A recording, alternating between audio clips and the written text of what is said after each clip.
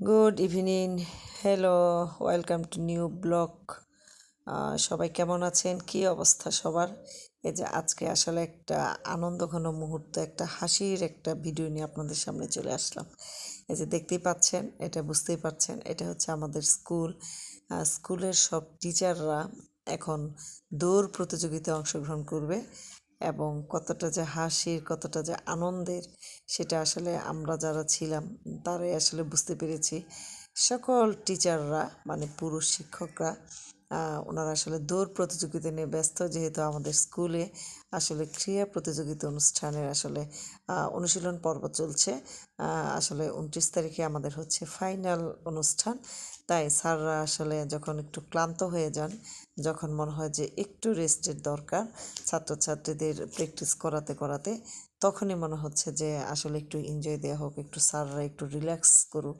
তখনই স্যাররা সিদ্ধান্ত নেন যে আমরা আসলে একটু রিল্যাক্স করি, একটু এনজয় করি। তাই এরই ফাঁকে দিয়ে ওনারা সুন্দর করে আসলে দৌড় প্রতিযোগিতা দেওয়ার জন্য আসলে লাইনে দাঁড়িয়ে গিয়েছে এবং দেখা যাক এখন দৌড়ে আসলে কে ফার্স্ট হন। তো ইতিমধ্যে আসলে ওনাদের প্রিপারেশন চলছেন। আসলে আমাদের কানাইলাল স্যারের সাথে, যেহেতু উনি শরীরচর্চা শিক্ষক, ওনার সাথে আসলে দৌড় প্রতিযোগিতায় বিশেষ করে পারাটা আসলেই কঠিন। তারপরেও দেখা যাক, আসলে অনেক টিচারে আসলে অনেক দৌড় পারেন। দেখা যাক কে ফার্স্ট, সেকেন্ড, থার্ড হন।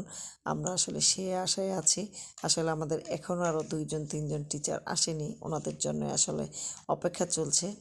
যেহেতু সবাই একসাথে দিতে চাচ্ছেন, তাই ওনাদের জন্য একটু অপেক্ষা করতেছেন যে সবাই আসুক, একসাথে আমরা দৌড় প্রতিযোগিতায় অংশগ্রহণ করি।